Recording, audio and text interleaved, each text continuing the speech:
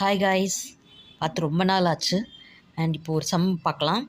And இப்போ வர பொங்கல் தான் முடிஞ்சிருக்கு. ஸோ எல்லாருக்கும் ஹாப்பி பொங்கல். ஓகே, அது என்ன சம்னா இது இருக்கு பாருங்கள். 65% of a number is 21 less than 4/5 of that number. What is that number? So 65% of a number. So let that number be x. Okay, so what is the number கேட்டிருக்காங்க. So let the number be x.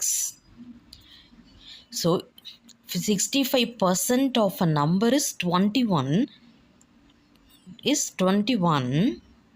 which is less than 4/5 of that number.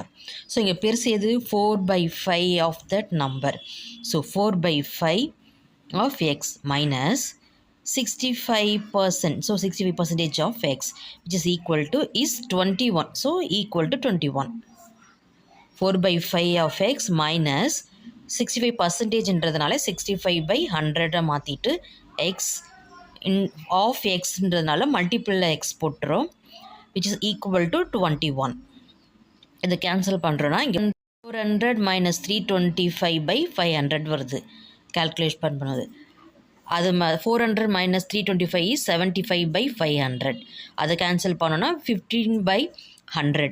அதையும் cancel பண்ணுறோன்னா 3/20x which is equal to 21 அப்படின்னு கிடைக்குது. இது இருக்கு பாருங்கள்.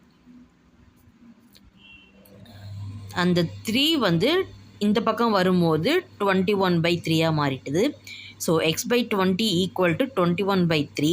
21/3 is nothing but 7. So x/20 equal